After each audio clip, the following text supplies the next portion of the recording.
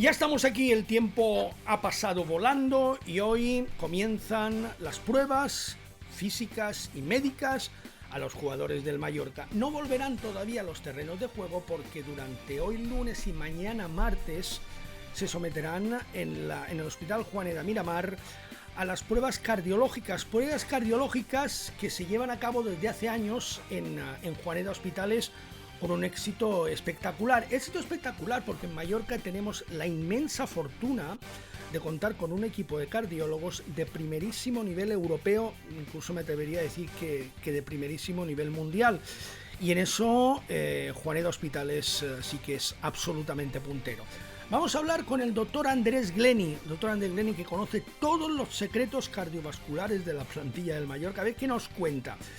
Y que también nos va a dar algunos consejos para aplicárnoslos nosotros en el día a día, porque la salud cardiovascular ya sabéis que es un problema que debemos tener todos muy, pero que muy en cuenta. Así que de la mano de Suzuki Technicars, bienvenidos, empezamos.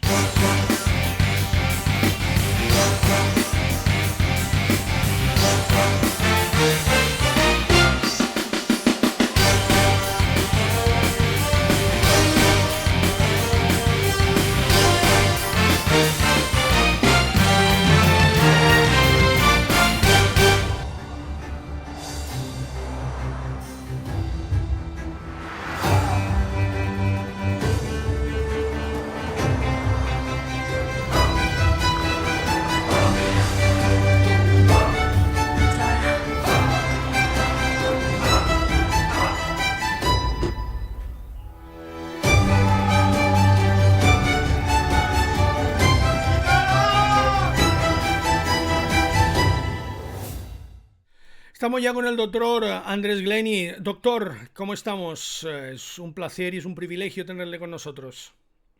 ¿Qué tal? Buenas tardes. Hoy es el día cero, es el día cero en la pretemporada del Mallorca. El día cero se dedica siempre a las pruebas cardiológicas de la plantilla, pruebas que, como he dicho antes, se dividirán en dos tandas que se llevarán a cabo hoy y mañana en la clínica Juaneda Miramar. Hace ya bastantes años que son ustedes los encargados de llevar a cabo estas pruebas, ¿verdad?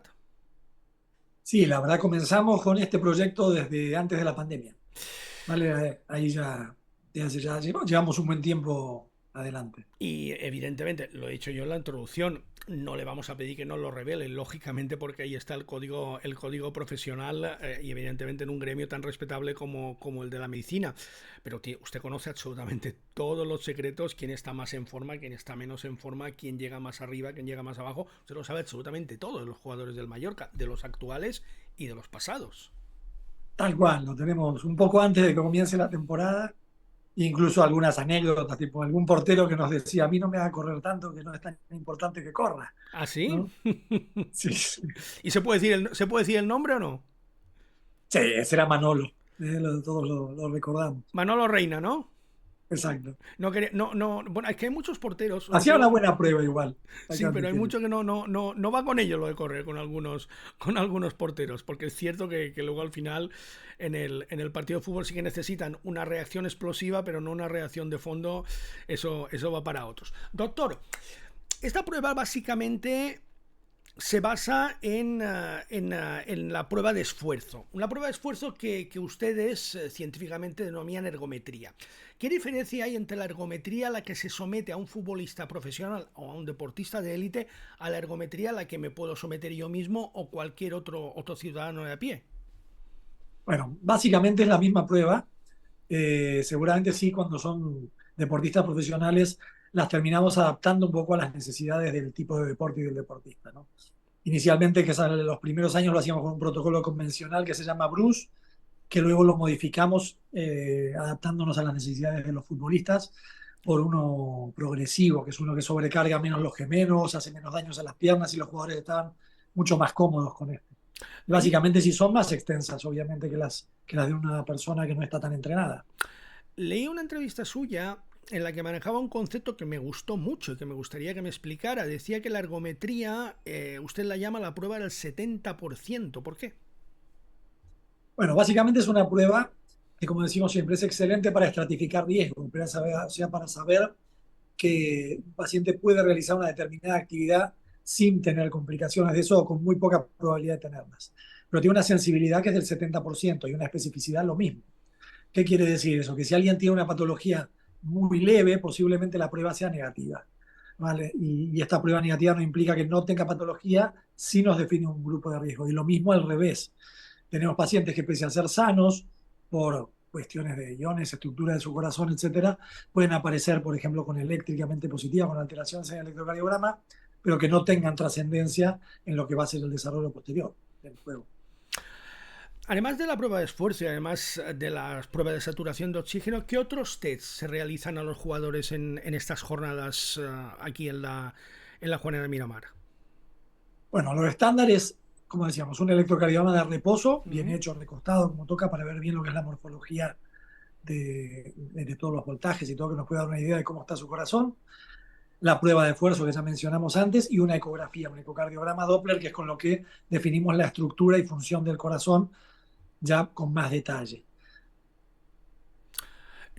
Afortunadamente, en los últimos años, doctor, la tecnología ha experimentado un salto cualitativo hacia arriba, que además en el campo de la medicina es muy notorio. ¿Hasta qué punto la tecnología ha ayudado a mejorar la prueba de esfuerzo y qué salto ha supuesto en relación, por ejemplo, a los 10 últimos años? Bueno, posiblemente los saltos más importantes son en todas las técnicas complementarias que tenemos ahí. Las tres técnicas que mencioné antes son lo estándar que se hace a todos, pero siempre estas pruebas, como hablábamos antes, la prueba del 70%. O sea, sabemos que hay algunas cositas que nos pueden oler un poco mal o dar la impresión de que hay algo un poquito más anormal y por suerte hoy en día podemos hilar con pruebas poco invasivas, mucho más fino, ¿no? Como pruebas principalmente la resonancia cardíaca, que nos aporta muchísimos datos tanto de lo estructural como lo funcional del corazón. El TAC coronario ha aportado muchísimo para poder ver la anatomía de las arterias coronarias sin tener que hacer un cateterismo, que era un procedimiento mucho más invasivo. Y todo esto complementa mucho las pruebas básicas. Doctor, la tecnología ha avanzado mucho, pero yo desde pequeñito me enseñaron una regla que no sé si sigue todavía vigente o si ya se ha sobrepasado, que es la regla de al número 220 restarle la edad y eso nos daría el tope máximo de pulsaciones por minuto la que se puede alcanzar sin entrar en riesgo. ¿Sigue siendo válido este baremo? Sí, es lo que usamos normalmente. Sabemos que esto nos va a permitir que hasta incluso en la gente sana, darnos un margen bastante amplio, porque es verdad que llegar a esa frecuencia en alguien que practica deporte implica un esfuerzo muy importante. Entonces sabemos que podemos dar un parámetro, decir hasta dónde pueden llegar. Más hoy en día que la gente tiene pulsímetros, relojes inteligentes, muchas maneras de tenerlo bastante monitoreado como para poder hacer una actividad física incluso bastante intensa con un margen de seguridad adecuado. Fíjese que antes de seguir, me da usted pie a hacerle una pregunta. Estos pulsómetros, bueno, el pulsómetro es más exacto, ¿no? Pero estos relojes inteligentes que casi todo llevan ahora pulsómetro, ¿qué tanto por ciento de fiabilidad tienen, doctor?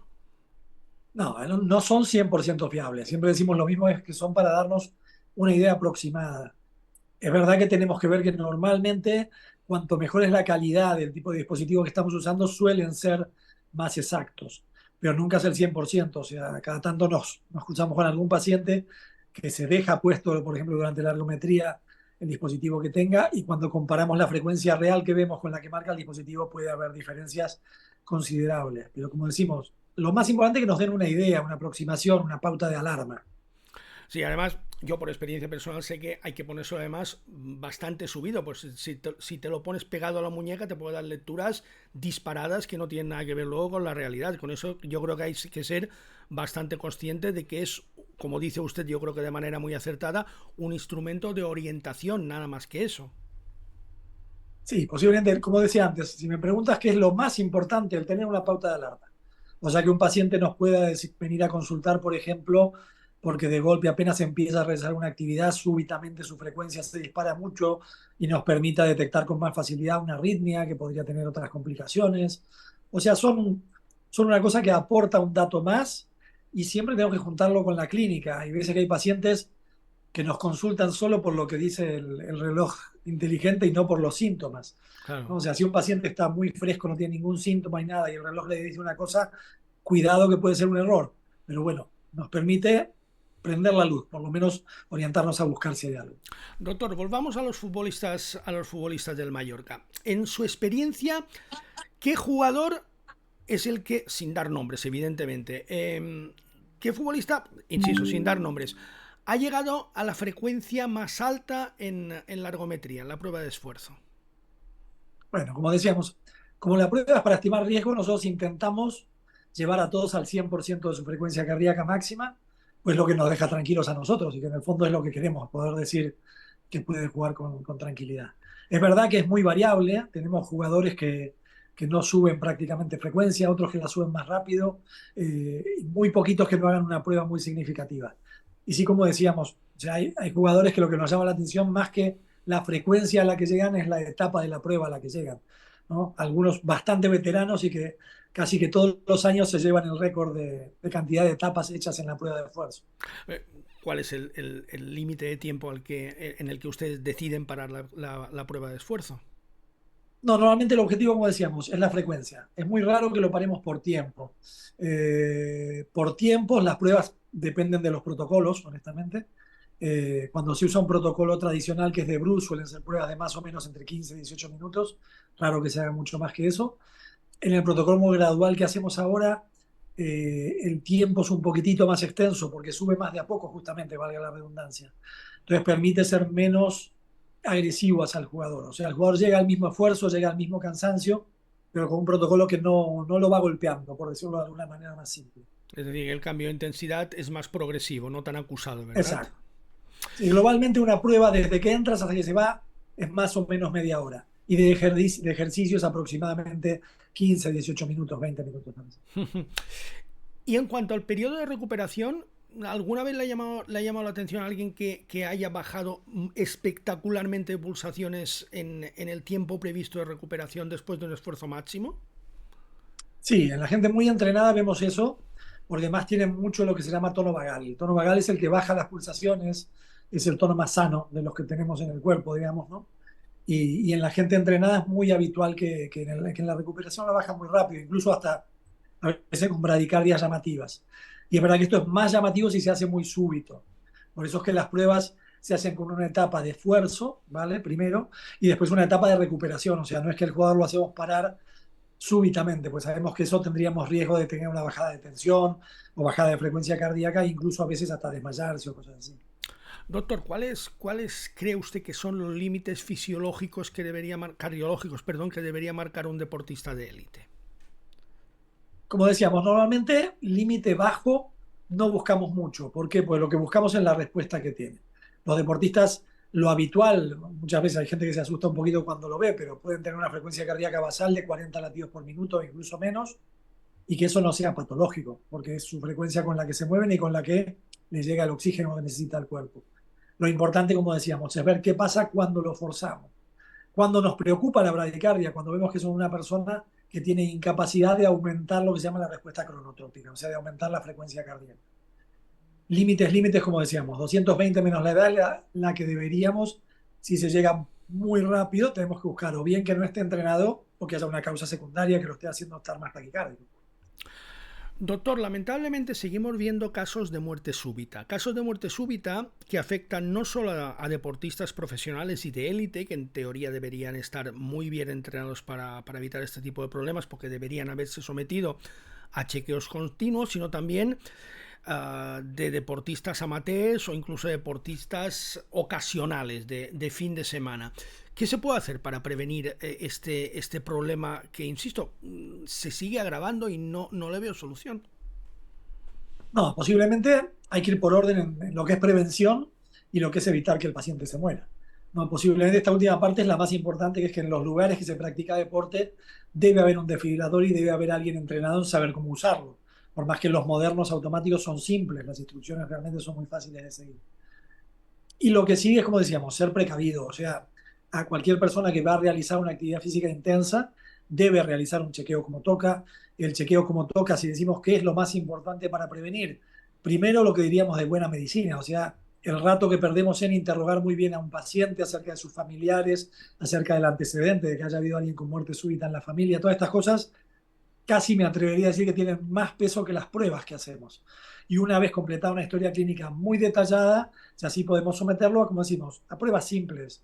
Hoy en día, las pruebas básicas como las que les hacemos a un jugador se pueden hacer en un rato de una mañana. O sea, realmente no someterse a este tipo de pruebas cuando van a hacer actividades casi un acto de negligencia hoy en día. Sería muy, muy, muy fácil de hacer.